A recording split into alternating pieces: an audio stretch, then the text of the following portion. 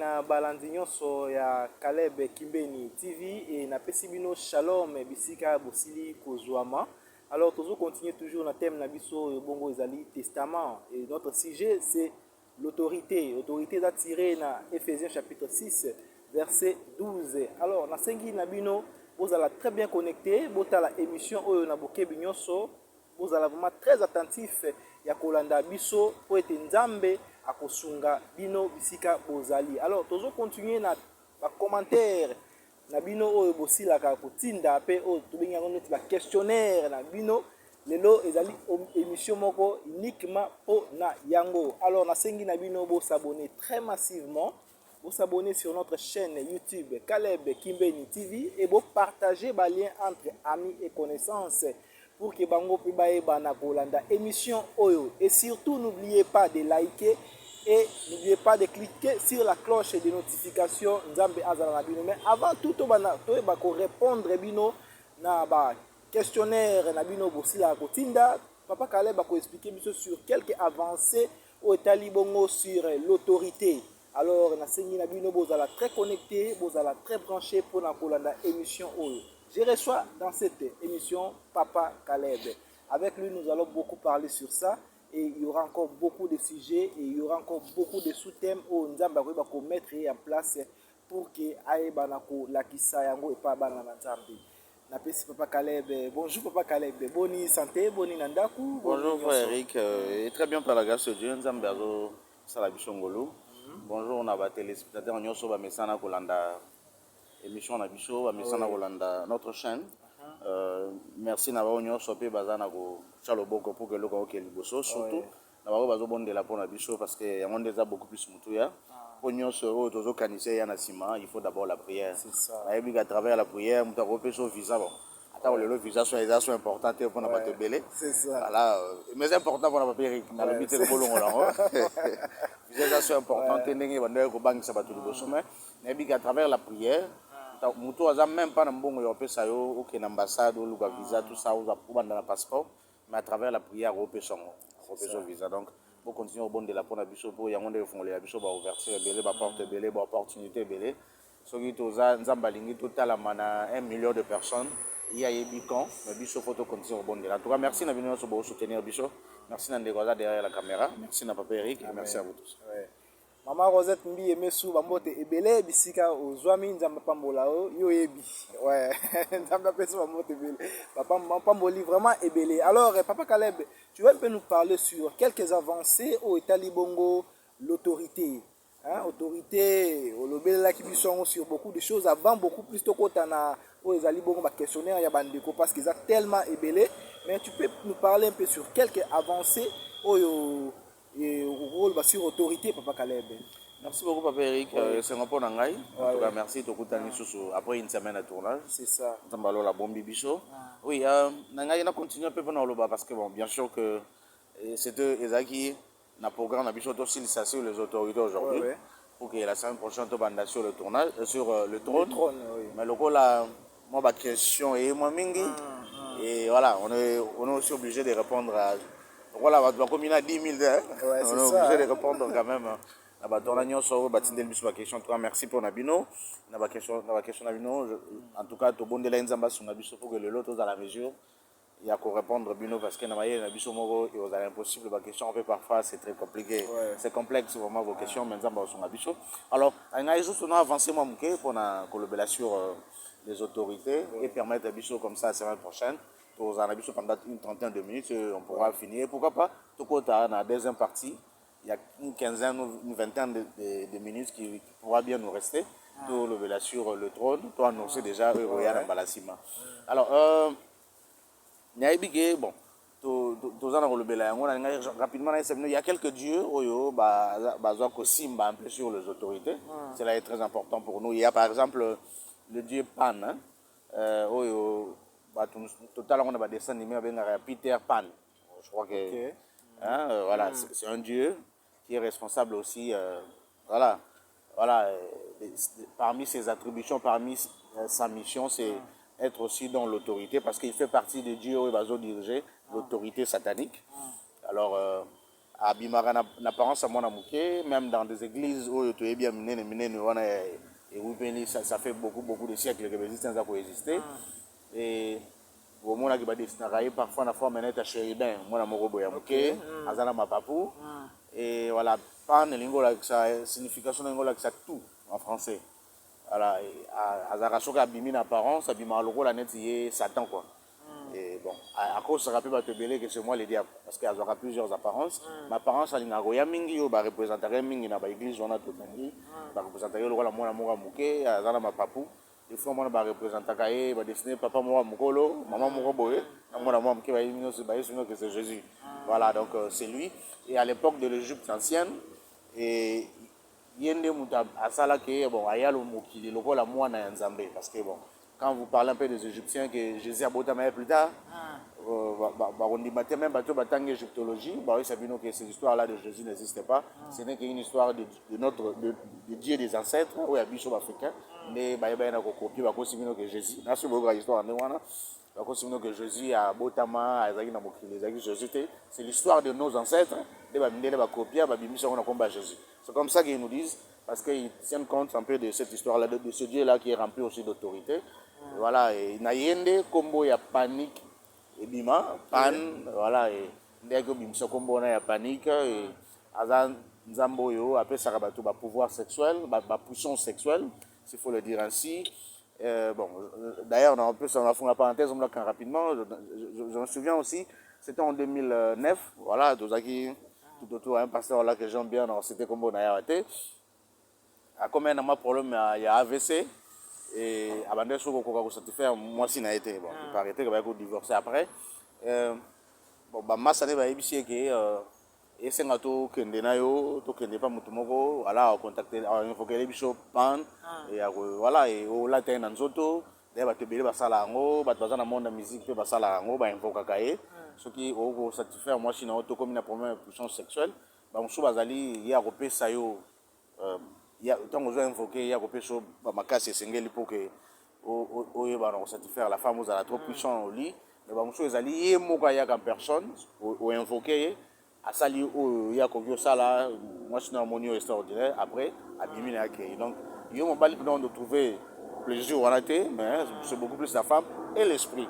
Donc vous êtes capable de rester au lit pendant 3 jours hein, avec votre femme et tout ça. Et passer avant accepter, bon je ne sais pas ce qui s'est passé après, voilà. Mais c'était quelque chose de comme ça. Donc, il peut m'inspirer. La plupart des médecins traduisent il faut qu'ils aient un peu de puissance parce qu'ils ont appelé la bâtiment sur tout. Il peut savoir une inspiration. Il y a comme ça puissant. Donc, il est un peu derrière toutes ces choses-là parce que il y a un monde de spiritualité, ils ont réglementé un peu ce problème-là, il y a la puissance sexuelle et tout ça. Donc, il est aussi derrière la musique. Voilà pourquoi Michael Jackson. Je pense que sur le même des documentaires de Michael, il vous parle un peu que, voilà, de Peter Pan, de cet enfant sorcier et tout ça. Voilà, il parle un peu de Pan et tout surtout. Et aussi, je me souviens même dans les années 60 ou 70, il y a un Boeing Mogo, hein, avion américain. Si on a clairement Pan américain. Voilà, c'est dédié à et tout ça. Donc c'est vraiment un Dieu puissant. Il aime la musique, il aime chanter, et voilà, il est derrière un peu beaucoup de choses. Et voilà, et à cause de sa panique, et voilà, il détruit un peu la famille parce que parmi ses attributions, c'est mettre un peu toutes les zizanies, tous les désordres dans nos familles, et surtout famille où il y a petit, le balanzam des ali, des toiles, parce que tout le monde a beau t'amener étoile. Alors, quand on va voilà. Ceux qui ont monté mon tutelle, mais c'est tout le monde maintenant. Chacun de nous a un talent particulier. Donc j'aimerais un peu vous le dire ainsi. Et il y a aussi un dieu qu'on appelle Gregri. Voilà, voilà. Il y a un Gregri. Voilà, mon nom est ici. Sur le bien de Gregri, sinon. Gregri, il a esprit mobimba. Il a des démons entiers. Voilà, parmi aussi des démons et autorités. Le plus puissant aussi. À exercer beaucoup plus autorité na côté Amérique, na Canada, tout dans le continent Amérique, et aussi grande partie Asie, bon, à peine Afrique bien sûr, parce qu'il faudra aussi comprendre que tout a commencé ici. Voilà, et Grégory a vraiment un esprit puissant, c'est un esprit familier, a beaucoup plus dans nos familles. Et si ce que nous avons dans nos familles, tout bima la famille, aux amours musika na ndo tchao kate aux a bien sûr attaqué dans d'autres dieux lingo le bateke oh là papa kale ba biso ko balité aux a derrière l'esprit non tu as d'autres esprits parce que tant que luka ba fille pour coucher na bango il y a d'autres esprits tant que zombonga ba pour détourner il y a d'autres esprits qui vont suivre parce que dans nos erreurs dans notre ignorance on fait appel à beaucoup des esprits mais maintenant ce qu'on constitue foyer na yo oh bali d'une manière un peu voilà yaka to vanda oh bali logiquement yebake mokolo bo célébrer mariage il peut avoir invité donc mais comment que dans le bâtard on a conseillé biso abi mokolo zo kabolo invitation il peut opérer invitation ça quoi voilà ayaka aloba sexa ndo sexa abi ayaka na place bateau ba yaka na fête mon bateau opérer ça invitation ba yete il y a na place voilà c'est invitation c'est mon don ça qui raison voilà raison tout ça voilà et d'ailleurs ndo sexa dans le bon mais je sais que c'est qu'il disait voilà Marie tout dans ndo sexa mais il disait des choses vraies. Alors déjà ça a invité et à partir wana yeba kozana na foyer na yo et azaka trop dangereux j'insiste azaka même représenté dans forme ya église moza na 17e ou 18e rue ba représenter mutu moko telemi la Bible asimbi nzete voilà jusqu'à ça kaneng wana ba représenter ndenge wana même peut sera apparaître abimaka ndenge wana na mbeli na le pe na loboko voilà arrête toute armure et tout ça voilà donc il est un peu dans ce sens là et ça y est se représentera bongo. Et voilà, il y a ce représentant à bon à blanc, en noir blanc, mais il y a peut-être il y a ça sur le trône, voilà, et il y a ce représentant en vert blanc et tout ça, car alors il y a tous ces esprits là que Bazana a travaillé un peu. Il y a aussi l'esprit qu'on appelle malface, hein, qu'on peut dire oh bien yolo en Afrique, voilà, bien Bolafa na Congo et tout ça, il faut un peu Yolo parce que Yolo, les Arabes na Congo, Yolo ils ont un peu en Afrique, et j'espère au Congo na Bénin tout ça, surtout dans ça la vaudou, besoin invoquer car na Combo et voilà donc ce sont un peu des esprits oyo, autorité, au bazar derrière yo kao mutaza na masque à vieillesse, tout ça, oh nga bibal balinga ngate, oh nga basi bakiva ngate tout ça, c'est un peu tous ces esprits là alors. À la fin de cette émission, je crois que Papa Eric Garzong et la mission, bien soit avant de citer, bien soit avant de côté dans la question, retourne à Bisso, qu'est-ce qu'il faut faire peut-être pour chasser tous ces esprits-là. Voilà. Normalement. En tout cas, Peuple dédié, en tout cas, je tiens à vous rappeler que dans mon cœur, Papa Calais, on est à témoigner, à partager l'expérience pour la Bisso. Donc, à éclairer Bisso, on comprendre la réalité. Moi, je suis très effrayé. Ils ont fait ça dans son mot.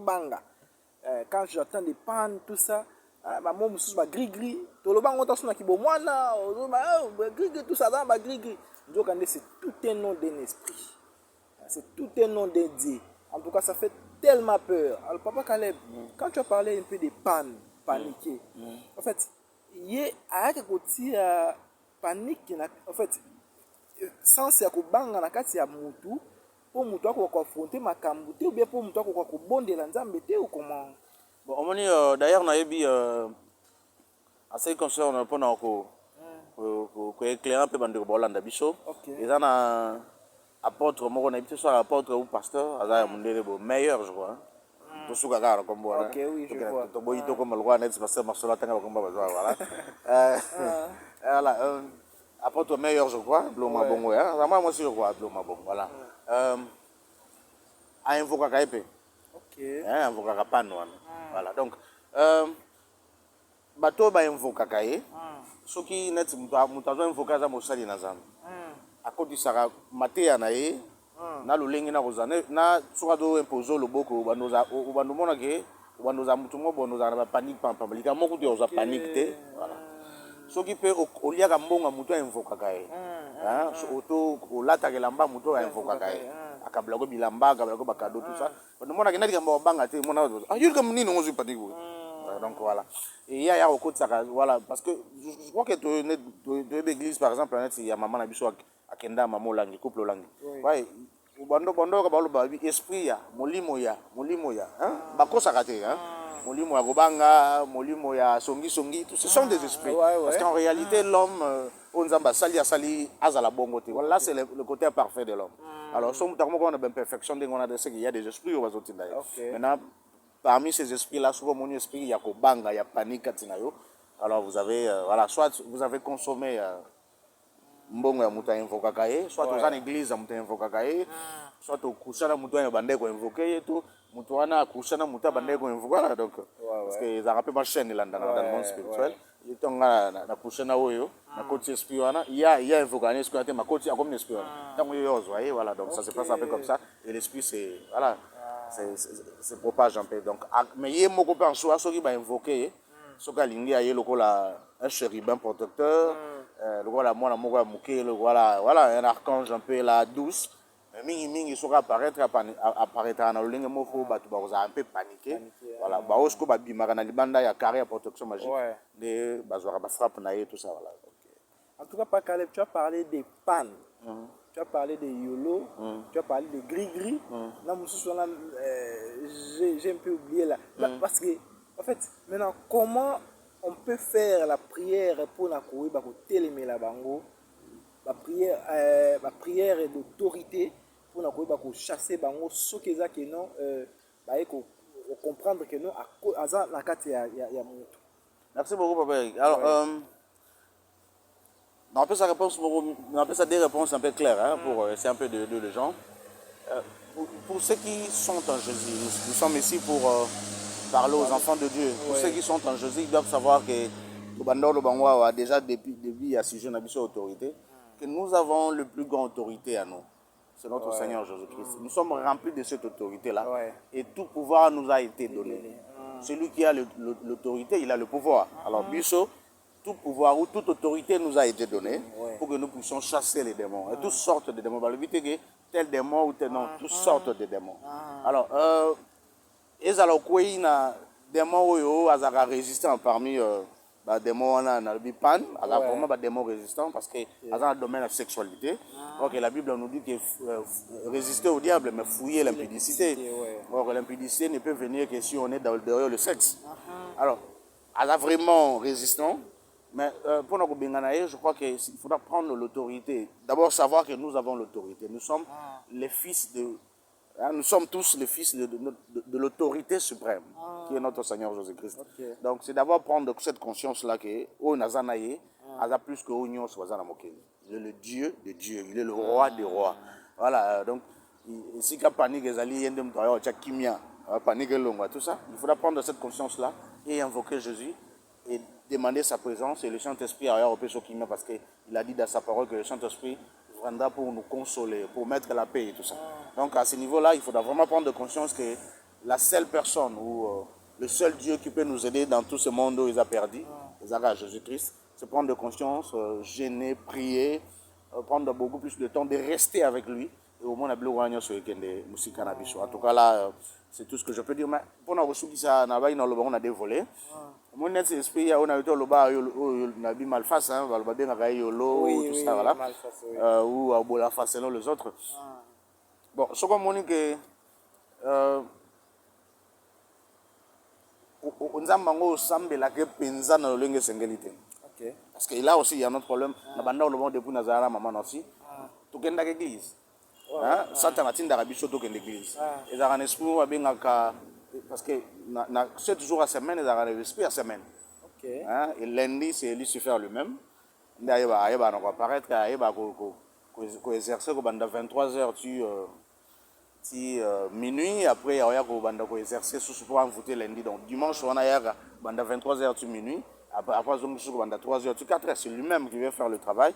Et ce qui est arrivé que l'envoûtement on a des démons parce qu'il a tout une armée, ça va déjà nous rappeler tout. Ce que j'ai au monde lundi, on a campé avec toute lourdeur, devait comprendre qu'il s'est passé quelque chose la nuit avec vous. Voilà, on a campé avec tout. Bon, lourdeur là maintenant, ils ont la mokote papa Kalba le bon c'est que ça est non. T'as la peine de nous l'aller là. Ceux qui pour l'aller 3h du matin, c'est normal que le matin on l'a campé avec trop de lourdeur, de fatigue et tout ça. Bah mon sous peut azaner de quitter, mais voilà, après ça a image que il y a bon là. Donc il a juste besoin c'est limité voilà. Mon même donc à travers même na bakonzi. Mon bakonzi bazam sous ba franc-maçonnerie na rose quoi mais le dimanche, bah il y a une église mère. Et bah et bien mon dit mais pour mon parole à Platon le je suis fervent. Il donne cette image là, c'est lui maintenant, il nous a arraché ça à Parce que dans le monde, tout est contrôlé, quoi. L'homme est contrôlé. Ouais. Voilà, donc, il y a toutes ces choses-là. Donc, il faut trouver quel gosambe là et gosambe. Donc, ce qu'on dit que gosambe là, on a fait ça, on a fait une parenthèse là, rapidement, pour aller dans le il y a des, voilà, je pense qu'un jour, on aura le temps. Vraiment, ce qu'on dit que gosambe là, le lingue n'est pas le bien, ouais. Alors, pour nous se débarrasser, nous sommes là pour nous aider. Nous sommes là pour la chaîne. Nous sommes là à Sardine. Nous sommes là pour la chaîne. Nous sommes là pour voilà, moi ça à plat. Pour que les gens soient full. Pour que les gens soient et sungayo pour nous se débarrasser de ma marque de vieillesse. Et sungayo pour se débarrasser de ma fille. Abimana mbali moko bonnet, mbali moko bepsa vinae. Voilà. Au lieu que ne pas que nous louons nganga, tout ça, ou que faux pasteur. Voilà. Faites tout ce que je vous dis là. Ce que mon que et puis si vous recommencez encore cet exercice, je pense que vous mon ah ouais. Et au son abisso. En tout cas, Nzambe apambola papa Caleb. J'espère bien que toujours na ba o ezali bongo ba questionnaire na biso. Papa Caleb vraiment apambola yo ebele parce que kofungola makambo ya boye za facilité. Za facilité. Bambote belé na mama Rit na Afrique du Sud Nzamba pesa abatela vraiment ebele na mbana na yo mibale Nzamba abatela vraiment yo. Alors papa Caleb to koti bongo na série ya ba mituna na biso o ezali bongo ba questionnaire o bande ko basela kotinda na Caleb Kimbeni TV. Toujours ba message, toujours ba question vraiment kili na nzela ya WhatsApp na nzela ya ba commentaire, ba question vraiment toujours la ebele. Alors première question de Kwatuni alobi papa Caleb, que dire ou comment peut-on aider?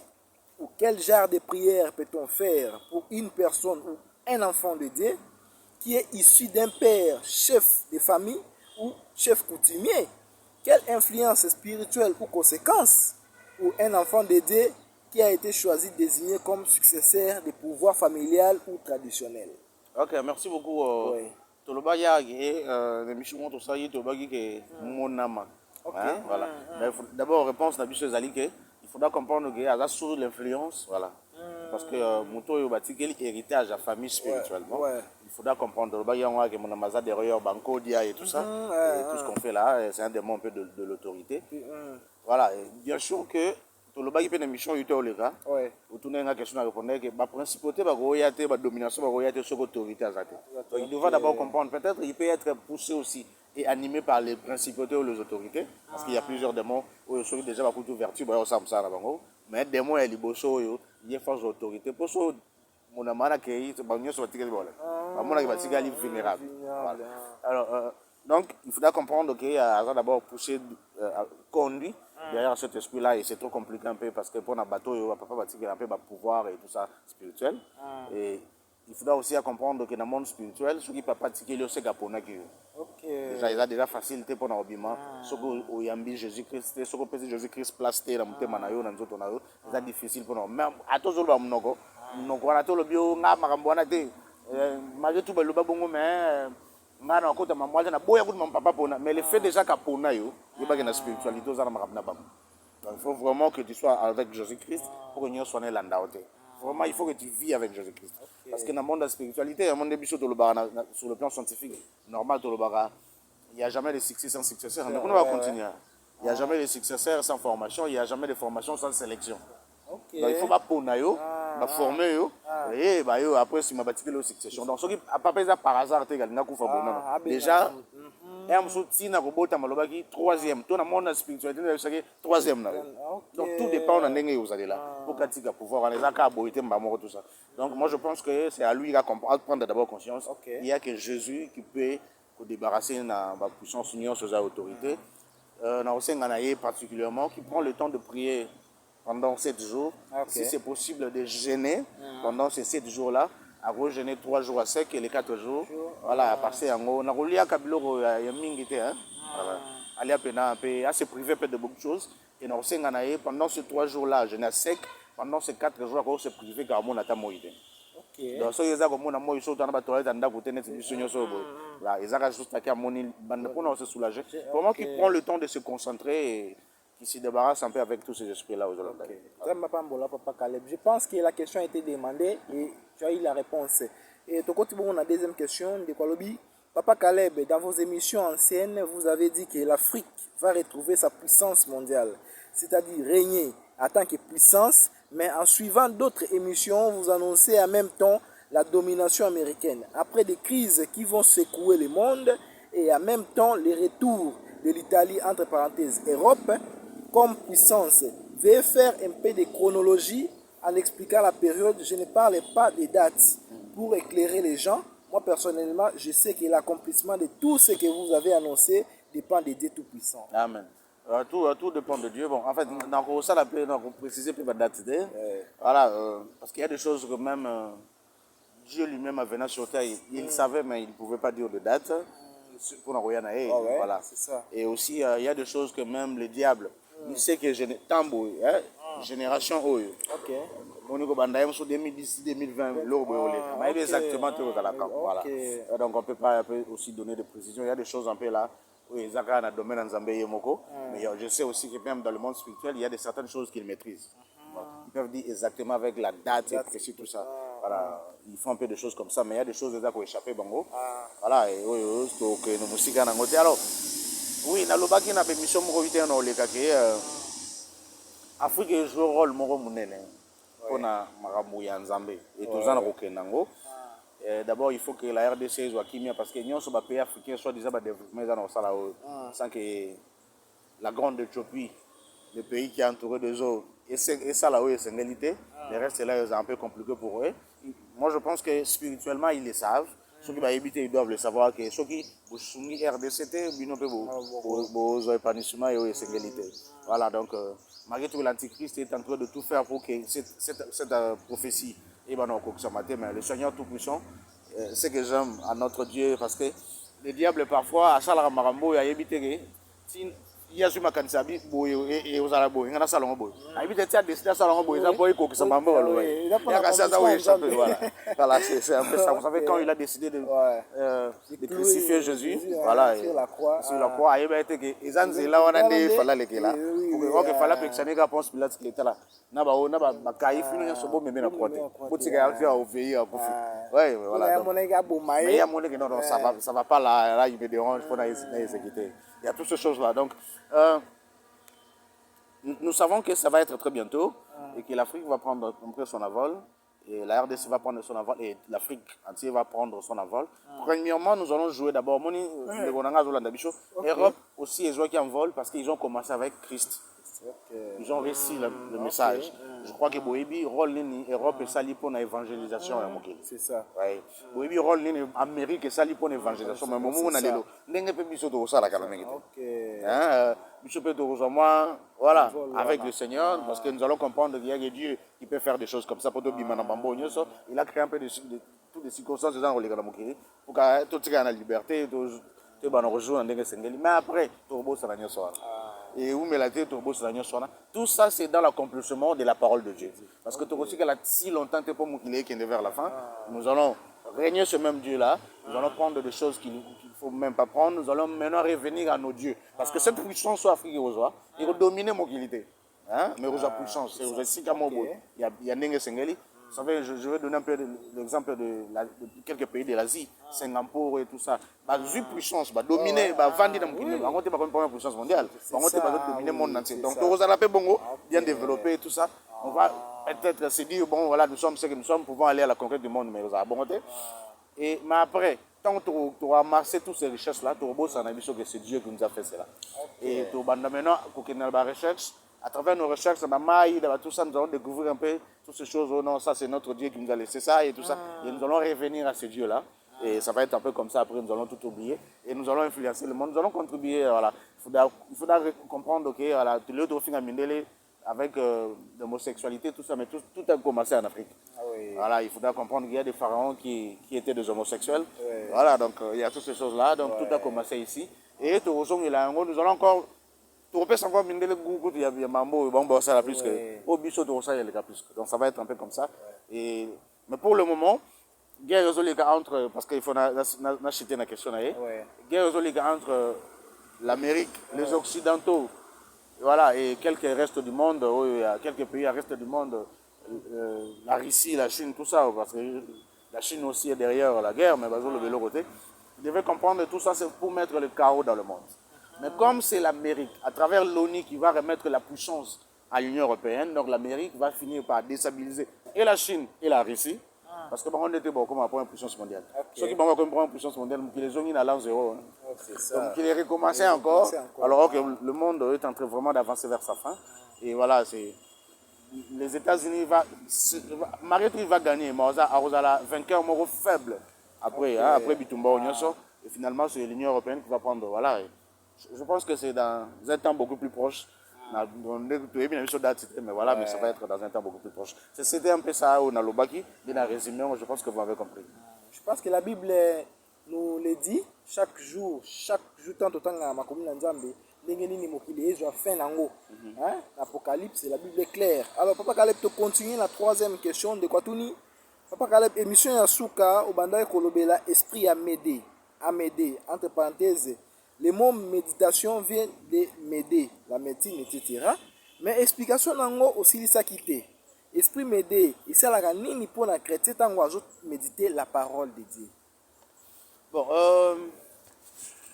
na link le bala ndikola ndabiso ke m'aider zaki vraiment na sujet na biso te ya émission. OK. Voilà. M'aider zaki na sujet na biso te, m'aider zaki justement parenthèse na fongola ki pe na kangaki. Pour nous répondre dans les gamins, on est sur l'actualité un peu. Il y a papa Nabi sur le révérend pasteur Marcelo, on a l'obagi sur voilà. Quand Dieu vous révèle comme ça, Isaac Malam au lieu de frustrer quelques personnes, bien sûr que l'évangile de Jésus est aussi, ça peut aussi frustrer, choquer d'autres personnes. Mais Isaac Malam attend la vie quel est l'esprit parce que papa Mbassa Koufi, papa Mbassa est influencé par cet esprit-là. Et cet esprit les a pas papa Mbaté, cet esprit les a même pas pasteur, cet esprit les a même pas musicien ou namon arabash, rappeur américain, français. On va vivre au-delà même, sur total documentaire à Michael, on va vivre un documentaire à Koufina Atik Bagnon. Et ça qui n'a plus on a appelé $1, appelé $10 pour foutre les bagnons. Michael, vous imaginez un peu donc, c'est qu'on doit vivre au-delà à où il y a besoin. C'est ça donc. Et sur le lobby, même papa m'a vivé, on passe dans la mission lobby que voilà, Congolais vivent au-delà aux autres. Et ça net monde comme ces esprits wana, et tambo dans le monde de la musique, et tambo dans le monde de la télé. Et ça a awate. Ouais, ça a awate.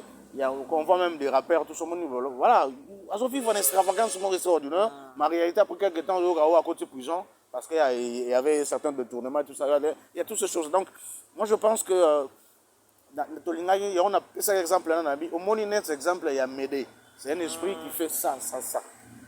Oui, on appelle ça juste exemple. Donc il a fallu attendre la bicho parce que l'esprit au photo attaquer photo long to bimi c'est extravagance en quand na bicho. L'esprit on a des fois attaquer ça sous papa Mba. Oui, papa Mba. Je pense pas qu'il y ait dans mes mango parce que ce qu'on a zala va papa Mba zala. Na habité peut-être à côté papa Mba oui battre que non ça là c'est poussé par les esprits. Peut-être qu'il y a quelqu'un qui n'a succès sans qu'il ait travaillé un esprit. Il a fallu qu'il cite les biches le nom de cet esprit. Voilà pourquoi on a joué comme exemple. On a pris cet exemple à m'aider. À Salaraboé, à Zaraboé, à se représenter à Raboé. Voilà, c'est un esprit voilà, qui nous empêche à méditer la parole de Dieu. Voilà, et c'est là où sort aussi le nom de médecin. Voilà, c'est comme ça qu'on a pris cet exemple. Voilà, maintenant, je ne sais pas si vous allez nous demander qu'il y ait tout levé là, parce que ça vous a intéressé, mais là, c'est autre chose. En tout cas, c'est clair l'explication. Papa Caleb, tu as été vraiment dans le top. Il y a causé la claire. Alors, quatrième question de Kotounia. Papa Caleb, tu vas dans la mobile nanga, tu as deux enfants, tu vas dans thé. Tu vas qui vraiment bien vivre dans l'harmonie et après a décidé que balangai. Après si bilo ko nyon sopé to sali mariage religieux, mais après libala vraiment tout est devenu plus mauvais. Donc ceux qui maîtrisent Nzambe te nde to sitokabwani. Donc, toyoka na kalisusu te, mais eloko tozowelela et banakate. Mon mari a changé, il ne veut plus de moi et moi aussi nalingi pe lisusu te. Mais ceux qui totali bana tozozwa kaka maîtrise le divorce. Mais vraiment nous vivons sans amour. Alors, après avoir kolanda papa Caleb, j'ai compris beaucoup de choses. Maintenant nakoki kosala ndenge nini. La parole de Dieu nous dit que je pense que au regard de la décision, la parole de Dieu nous dit dans le livre de Proverbes que le passé n'a pas les malamu qui sont présents. C'est ça qu'on maudit le présent. Donc, ah, le bézagi bien que le lot. Parce que les lots, ça mène d'après chien. Donc, les lots, c'est très important que l'eau. Mais la cacaosa, la cacaosa, mais comme il passe facile, au raisonnable que le bézagi bien. So, bien la les lots. Bandeto betali bakumo au kotambola tout le monde ke bebo zaki na bien. Ouais, alors moi je pense que tout le baraté que lobby les gars malam que les loto les malam que lobby. Moi je pense que la parole de Dieu nous interdit de faire des choses, de dire des choses comme ça. Et yeba que o nzamba tiki le temps au vivre les lots, ils sont beaucoup plus important. Ils ont permettre aux gars qui autant aller passer na yo, autant la paix le futur non bandeni au bon ça. Le présent est très important. Nous vivons dans le présent, cela est très très important. Alors je pense que soit qui décision malam pour na au bala papa, aux qui décision ma bête. Aux acquis décision mkolango na ko imaginer sengo zalaki nango mkolango alors ko bossa na onyo zaki sengo na ote pour que bandolo ba que voilà les choses ne va pas et tout ça yeba que mungu na permettre biso te to za na sengo yeba que siga o mama kambe belé za la race que mungu na moni que malamu ndeza wana. Alors moi je vous demandais tout simplement de prier pour votre mari, de prier pour vous-même et de prier pour votre mari. Peut-être, je ne confirme pas, peut-être peut-être à la base il y a pas ce côté comme il ça la endenga sali oui peut-être que y peut à la base à nyon sur le foyer alors maman ko bossa que moi ça a sentinelle andako alors prie le Seigneur, prends le temps de jeûner pour votre mari, prends le temps de prier pour votre mari, cela est très très important, cela est je ne sais même pas comment dire trop important pour vous pour que oui ben on revende ensemble et surtout ici boboti et surtout bozana bana na oki lobby priez pour votre mari. Bana baza fruit ya bolingo, bana baza ka bolingo te mama. Bana baza fruit ya bolingo. Bolingo na bino déjà très important. Bana baza la te. Bolingo na bino nde parce que bolingana ki ava bana baza la. Donc cela est très important. Zongisa bolingo yebisa nzambe o nyonso mo esala ke mobile na waza asu kimia te. O nyonso esala ke mobile na yo aza asu esprit na ndako te. O nyonso monguna zwe sika. En tout cas, Nzambe na lola aiba na kopesa kimia na kati ya ndako na bino. Vraiment Nzambe lola aiba na kopesa kimia na kati ya ndako na bino. Et na osenga na osoki vraiment moni komi kotisi na Nzambe. Tango zo bondela ka bengana esprit wa benga ka loki. Voilà. Tanga ka pena kombo na eloba na eke na lingi tozwa présence na kati ya ndako na biso. Azar esprit ya kotisa ka vraiment division dans nos maisons. Et azar esprit ya kotisa ka il y a une séparation, une division, il y a une rancune aussi dans nos maisons. Alors, moi, petit démon, il y a pas. Voilà, vraiment ça, la moussala, le colaïe. Et il y a un esprit de mort dans Ndaku. Vraiment, Bengana, c'est très important. Il y a un tout le roi, il faut que l'église soit pour avoir esprit des moments à agir vendredi. Donc, il y a des démons de semaine. Il y a un agir le vendredi. Et azarami pour na bawei voilà esprit mo pe ala musaka bawei ba invoquer pour faire la nécromancie et on a même l'église mo ba sala la messe de mort le vendredi voilà pour ba invoquer ka ba utiliser donc ce qui vraiment et mais ko tabando lo baté na benga nyo sangoye ba ke o lati autorité maman on crée encore d'autres problèmes. Prends le temps vraiment de comprendre que vous êtes dans le Seigneur et ce que vous êtes rempli de cette puissance là alors ce au bon de là banda otanga kombona lo bazane sikate na ndako na banda vraiment lo baga yo ozane sikate na ndako na cela est très important. Merci beaucoup maman. En tout cas merci beaucoup Nzambe ya pambola yo maman na question kinaki et je pense que et ano yango wana aussi kozwa bongo question musu papa Kalem de ko lobi bana na biso baza baptisé na église catholique na ba prêtre sorcier occultiste. Il y a le la biso ba parents to pesi accès na kozanga boyebi to dédier bana na biso na ba autorité diabolique ya église catholique. Papa Caleb ozo conseiller biso ba parents to sala nini? OK. Bon maman merci pour na mutuna wana Nzamba lola pambola yo. Soki to tiki bana na biso ba ke nous baptême déjà to sali mabe. Bana baptême bana mike bato balinga ko sala ngo ba ebiti na nini basala ngo c'est déjà pour égarer nos enfants.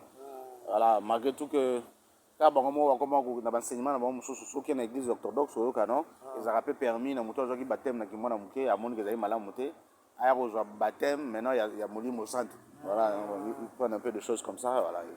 C'est comme ça qu'ils défendent mais en réalité c'est pas ça. Notre modèle c'est Jésus-Christ. Azaki Nzambe abuta magi Nzambe ayeba ke zali Nzambe soki et bana ke fala zo baptême mona muke ngo zo ndani mona muke loko nga péché za te po ayebi mais donc yi azeli s'il y a comme Amkolo. Malgré tout, les gens peuvent venir nous dire, mais dans tel verset dans le Bagyanwa, ou voilà, est-ce que tant que Jean-Baptiste, on doit battre, tout ça. Bateau, j'ai eu fouiller la colère à venir, ils avaient banamikete. Il y a des boya aux abattements, tout beau qui makanda lobby. Ils avaient banamikete, bah, vous comprenez, bamba lobate. Alors, cela est très important. Ceux qui banamisu basala qui ont maman, c'est très important. Il y a comme ma bango na ici que sengeli, bah, yoka iloba nzambe, bah, baki batem bazo que zagi yangote. Biso pe parents de nzambe na bango assez, on peut la parole de Dieu, de ce que nous avons compris, que c'était une erreur d'abord pour nous, étant que vos parents, bon, connaissance, voilà, on apprend chaque jour. Aujourd'hui, Dieu nous a éclairés et nous sommes convaincus, alors, il faut enrôler dans l'armée céleste, voilà ce que vous devez faire, il faut chercher une église pour être réellement baptisé. Mais quand on ne peut pas baptiser d'une manière un peu à formalité. On va la baptiser parce que maintenant ils ont compris pourquoi ils doivent être baptisés. Et engagement après baptême. Parce que l'engagement vraiment après baptême.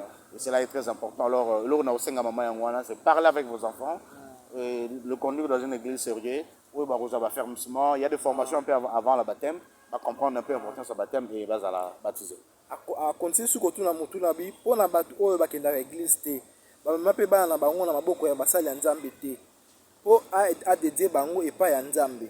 Même si bana wana bakoli, est-ce qu'il est possible ya komema bango et pas basali Nzambe pour dédier bango? Oui, moi je pense que c'est très important, maman na mutuna maman atuni na bana o ba dédier bango te munguna voilà. A même Rabbi Champé na moi ba piège joana. Bon voilà, c'est un peu malheureux avec nous. Voilà, le monde est si profond dans voilà, tout ça vraiment la profondeur moi ténèbres un peu trop compliqué. Alors là maman au ça les ali, il y a il était bana sauté. So bana balandi de Nzela Nzambe ou balandi te dolala.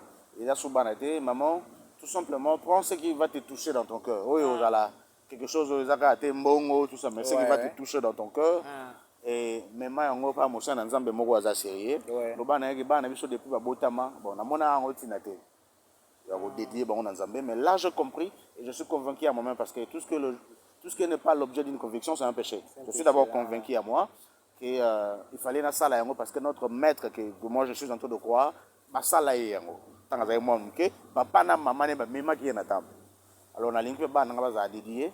Alors baza sou ba na mikete si bakoli, mais j'apporte cette offrande parce que ba na bazaki pas porter le rôle offrande. Voilà, j'apporte cette offrande. Et que au bon de la ponango que le Seigneur me pardonne. D'ailleurs moi-même je priais à la maison que le Seigneur me pardonne pour l'ignorance et voilà ce que j'apporte et voilà et je dédie mes enfants à l'Éternel. Et maman a un peu de temps vraiment de prier pour ses enfants et de demander à Dieu pardon de cette ignorance là parce que les gens ont sécrété à pas me la paix aux puissances et autorité oui au besoin garcer pas à soutenir la banane. En tout cas merci beaucoup, la réponse a été bien posée et bien répondue.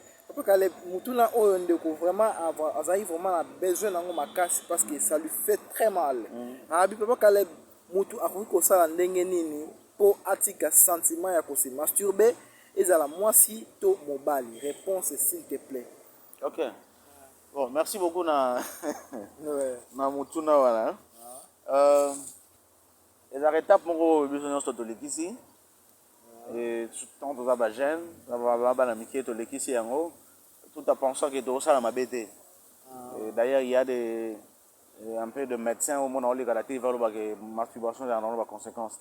Là, peut-être sur le problème, sur le domaine physique, hein, voilà, mais sur le côté spiritualité, sans des conséquences énormes. Parce que à chaque fois, ma masturbation à moi, c'est qu'à mon bas, les ont des conséquences énormes. Il y a un des salés qui tout comment vivre le monde, mi-ange, mi-démon et belé. Parce que ils ont besoin juste de base de la forme éthérique. Pour bailler na moki. OK. Hein, voilà donc forme on les permettre bango bazo pousser biso na se moko bo bazu na ndako to bazu na biso moko bana et soit on doit pousser ande batinda biso to keta film la pornographie poussé par les esprits mais na film on a baby que derrière ils vont te pousser à aller se masturber ou soit au kendo kengela bato mo bo sa relation sexuelle donc vous avez pas d'amitié ça va faire tout ce qui se passe là bah hier na biso peut ça soit conseil ou ça t'andem dans za katia ya tu dois comprendre que Jésus à un moment il a parlé à Pierre que oyo Zayote mtoloba. Alors pas la même pierre non, même pierre n'est pas dans donc arrivé la rabbin que que au moins on peut ça mutuellement conseil mais conseil on peut ça na zayote mais yo tazo mona que yo mto yo boye bi que zanga mna lo en réalité zayote les démons se passer par là parce qu'on a pour ça atteindre mutuellement avec que na maloba na au convaincre voilà il y a toutes ces choses là et tous aïe pousser na biloko wana maintenant tant que sur l'émancipation il y a pas qu'à chaque fois boire qui sémence na yo na c'est boire on a papier ou boire tout ça il y a automatiquement physiquement quoi mais spirituellement ils ont récupéré et on est que les botti voilà il y a pas que monde tout le monde na mokili lelo parce que rien de nouveau sur le soleil monde tout le monde na mokili lelo kuti ba laboratoire moko boy bazui semence mobile ba bendi on va continuer oui après yango ça la moine na monde spirituel là bon il y a pas que bato ba salon ba mona na monde spirituel OK na monde spirituel ba kuta salmo ya bana na bana ouais non ça va sémence on a tout tika ba na ya mwasi na ya mobile moi ça c'est masturber na mobile c'est masturber ba sangisa yango kuna na monde na mulimo après tant mona na ça la forme kuna ba tinde na moyo mususu wa bimaka bona mokili voilà bimine ka boye voilà maman na zala pa expliquer un peu trop d'histoire ba sala ka tamulaite ba o wana ba sala ba comme ce que ebele za 40 ans OK ba sala ka tamulaite ba o pena wa bimaka na papa na maman ba on ba sala atteindre leur vivre tout ça pour ba juste semence wana o ba sangisi ya bino ba sala on ba ko sala kuna ba tena mo a profitera na ba show ba za na problème stérilité ba no luka ngopo banganga a profitera na ba couple o eza kende to lo ba une émission 8 heures le ka voilà papa a eu tout coucher moi sur mon libanda mabala ça la magana papa wa bali aye ce qu'on a ndaku accoucher sur moi sina ce qui joue accoucher moi sina les jours les mêmes jours a eu ça ko libanda conséquence ko bonde moi tant ko yana ndaku accoucher mama soki mama kangami mukolongo yeba ki aboti mona il y a tout ce chose donc ça vraiment ça est grave que c'est masturbé ça vraiment est grave tout autres tirer les conséquences et belé et la plupart bana wana ba yebaka ba papa na bango ouais ayeba papa na bango et arrosa l'oignon arrosa la ça aime ça bota miso ki wife mais ayebi ke voilà papa na nga za boye et ako soka za na mokili avant de vivre en énergie na parce que il faut beaucoup la quand même ça que yo il y a toutes ces conséquences un peu spirituelles où ils a vraiment négatif pour la bicho ils a vraiment malamuté il y a pour ça là on a le but d'avoir un peu de conséquences parce qu'ils ont malamuté nous sommes poussés un peu par l'ennemi à faire des choses auto maîtrisées c'est négatif alors et là on a aussi dans des courants c'est vraiment d'aller se joindre auprès de notre Seigneur Jésus parce que il y a pas sali mabe belé donc sali mabe makasi bana wana na sena moy atana ko détruire ba mususu donc à travers yo bimisi au sali bombe nucléaire moi sans le savoir c'est trop négatif donc nous contribuons à la destruction de notre monde ba to finga ka ba to ba diriger biso ba bon kilo OK biso nyonso na kwa na biso tozana détruire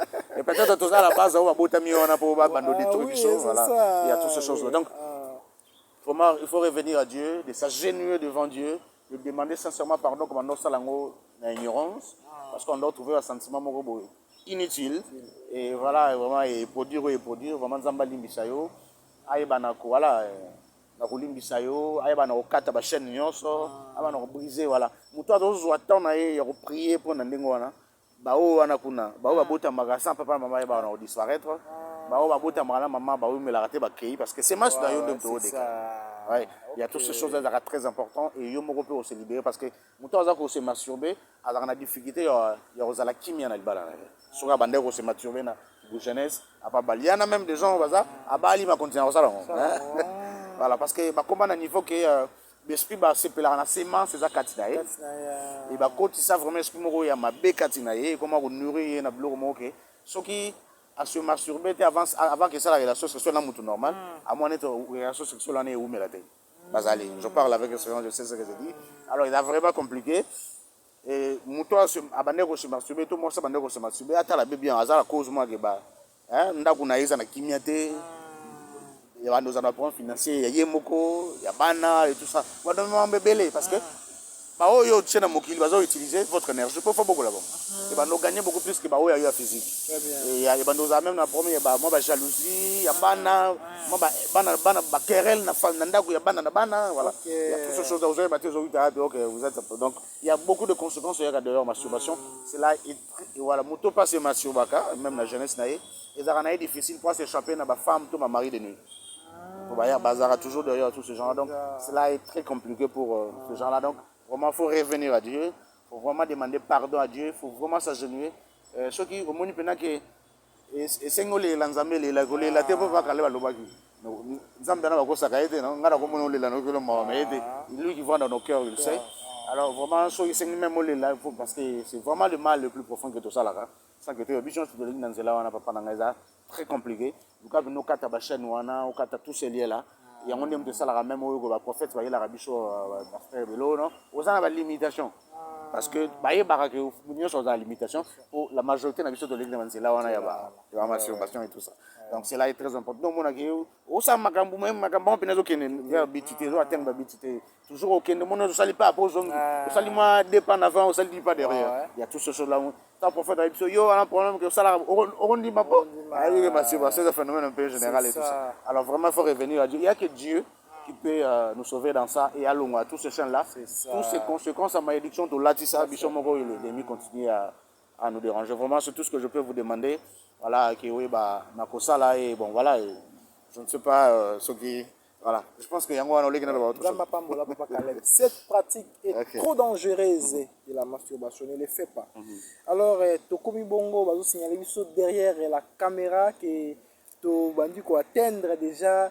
Shit nabiso alors papa Caleb question vraiment de vraiment c'est plaidant qui vraiment makasi na tourner là maintenant ay papa Caleb naza na besoin ya prière d'orientation na cas oyo s'il te plaît ba série oyo babandaki kopesa vaccin ya covid biso awa na poto imposition ezalaki makasi surtout na nzela ya musala ba imposaki biso yango makasi donc soki ozwi vaccin ya covid te na musala pe okoya te.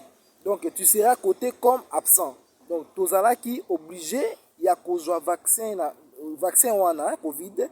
Alors papa Caleb, lolenge nini ya prière tokoki kosala pour que vaccin ya Covid oyo tozwa ezala na effet te na nzoto na biso pe na vie na biso. Ali ndako yebisi ngeza na on effet te sikolo. Amen. Et déjà mkola soki on a en effet te.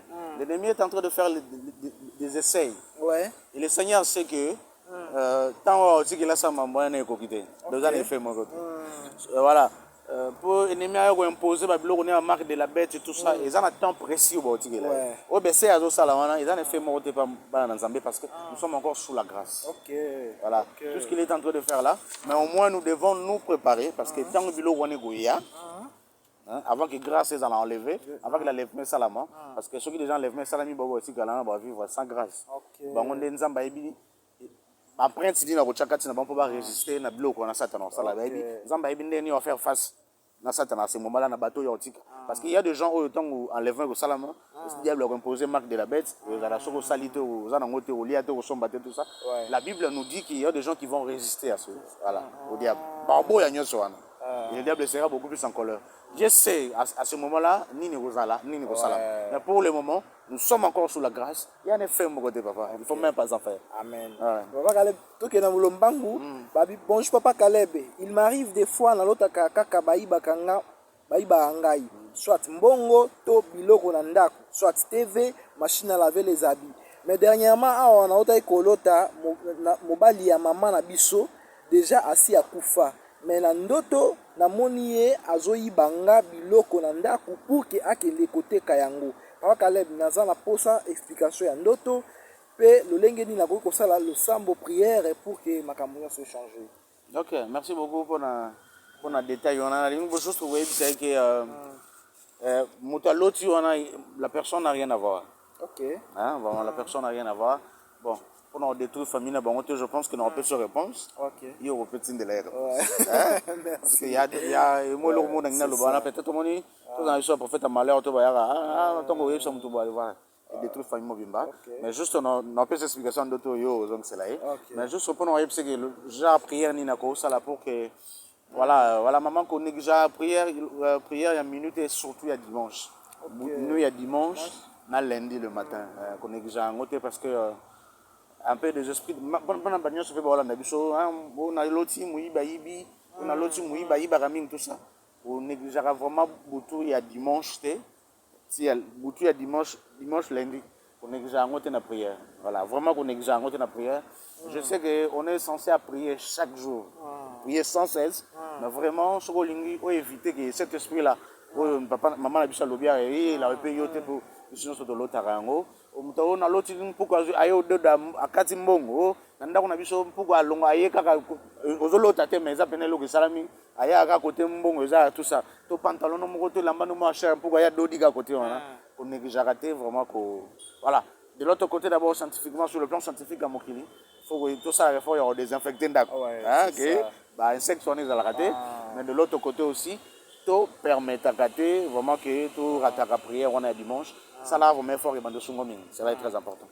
Normalement, ça nous reste deux questions. Okay. Alors, on a deux questions. On a signalé sur la caméra. Na habité na ma question là, c'est à toi maintenant de voir ce que moi la question là, la réponse moulay, tu me dis que non à la prochaine émission et là pour répondre en gros mais si au moins que non ça va aller na répondre en gros. Alors papa Caleb, Jésus sur la croix batubiye likonga na mpanzi elinga kolakisa nini elinga kolakisa ke akufaki sito. OK, parce que so baekuluye mutu na ekulu so lolenge balinga basala lolenge bande kosala yango ebomaka mutu lentement donc eza torture bosala voilà. Maintenant ce que Jésus akufaki sito maintenant basoda romain bandima te mutu akufi avant bonene bon po bayeba question elema akufi eza lolenge na bango ya kala fallait kotuba ye voilà réaction wana bayebake mutu elema akufi. Ok, Papa Caleb, est-ce que dans une église, moi si ako pambola libala ou bien ako kipe ko sala ba service entre autres services à Sainte-Seine? Moi ça pas ba libala so kaza marié so kaza mosali na Nzambe. Mais boli misanga na choqué ba mususu ako sa des services à Sainte-Sainte. En tout cas, ba doctrine na ngora peut-être. Mais le roi tout ma question la ramper par rapport à tout ce que je sais hein, je partage un peu cette expérience. Moi ça go té anaé en tout cas na yoka te sika ba yisa biso ka rende voilà ezaka négatif te za mabete mais batinda basali na bango ba ya ote ya biso eza mabe tout ça pour leurs intérêts. Voilà moi ça roté anaé na kama la plupart batonyo sono mona même tout ça na mona anes bolim sanga en église catholique moi ça roté ya te mais batinda biso to bondela maman Marie atinda prière pas Yesu. Voilà bon na eba eza pas Yesu te ngalo bada muto batinda quand même mais Yesu ça tout le monde de la maman Marie donc spirituellement ça a valeur mais physiquement moi ça n'a valeur ça sens ce qui ça non le côté spirituellement des amakasi parce que neni na spiritualité besoin élever moi aussi maman Marie donc moi ba église na yamne c'est ça ba dédié mais physiquement ba na valeur donc voilà, donc de ce côté-là, mais on a eu besoin que Sainte-Sainte. Ok. Nous sommes arrivés à la fin de notre émission. Restez branchés pour la prochaine émission. To signaler bino que si je n'abuse de la bongo autorité, to que vers la fin ya autorité pour to kota na trône. Je vous annonce trône, ce serait vraiment trône. Et ça va vraiment mon aîné. Et ça si j'ai moko trop costaud, on a conseillé à la bino pour s'abonner très massivement. Kasi pour finir, Papa Caleb, pour finir, est-ce que tu peux quand même dédier quelques mois beauté après Nassima Ozon qui c'est la caméra pour na ba ko clore na sujet na biso. Merci beaucoup Papa Eric Nalingi. Oui, ça va tourner te ezali banga ndenge to ba na boka na biso. Mais pour na ngeza merci pour na ndeko ko aider biso pour que to za liboso ya caméra to tourner cette émission. En tout cas bon bamso balinga to pesa mbote to na to pesa te mais vraiment na pesa mbote na maman Nadine akilo na pesa mbote na maman Rose Madioko na papa ancien Jonathan na pesa mbote na papa Eric na ndeko na Maldina za derrière la caméra na pesa mbote na oya nga mwasi na ko soutenir biso na nyonso pour que tous à liboso maman Rosette Mbiye que j'aime beaucoup na pesa mbote na libota mobimba na pesa mbote na papa Seda na pesa mbote na papa Jean-Marie na pesa mbote na maman Eugénie Tumba et voilà na pesa mbote na papa René na pesa mbote na pasteur Manuel na voilà na pasteur Célestin na Gabon na maman Yale na pesa bino nyonso mbote bino nyonso bomeseni kolanda cette émission na bosanité au monde nga fiston Israël voilà Nzamba lola pambola yo siko zali bo continuer ko aimer ko partager ko s'abonner donc si quelqu'un a 3 personnes au va ko s'abonner pour que tu atteindre 100 abonnés d'ailleurs sur mon point d'habitude surtout atteindre avant la fin du mois de septembre ça va encore nous encourager d'en faire plus. En tout cas, merci. Nabino Nyonso vous a soutenir cette émission. Merci vraiment à vous tous. Et Tika Itenza Mbalola Pambola Bino, Mbote na Pasteur Patrick et Sika Zali. On a fait Mbote na maman Mimi de la maison na Maroc. On a fait Mbote na maman Bibiche. On a fait Mbote na Ngai na Maître Franck. Et pourquoi pas na maman Nancy Tumba. Et merci beaucoup, Papa Eric. Alors, ok. Igete Vasco, maman na Elikia, na Pesio, ba Mbote, Ebele, Esika aussi, Kozoma na Paris. Et pourquoi pas à toi, Easton Teme depuis la France, na Paris. Et pourquoi pas aussi à toute ma grande famille Kounibanga. Et à toi aussi, maman Émérance, na Pesio, ba Mbote, Ebele, Esika, Ozwami. Et ceux qui ont besoin, il y a conférence, ils ont besoin, il y a fête, ils ont besoin, il y a fête d'anniversaire pour la couverture, contactez Ndeko, Aza Sima ya caméra, Maldini, Mayanga. Et numéro na epeza affiché wana et bobengi ye akosala bino na lolenge ya bana na nzambe akosala vraiment na ndenge ba chrétien ndenge ki chrétienté sengaka akosala bino yango contact lui il est là et nous sommes arrivés à la fin de notre émission. Restez branchés et on se retrouve à la prochaine. Merci, ciao.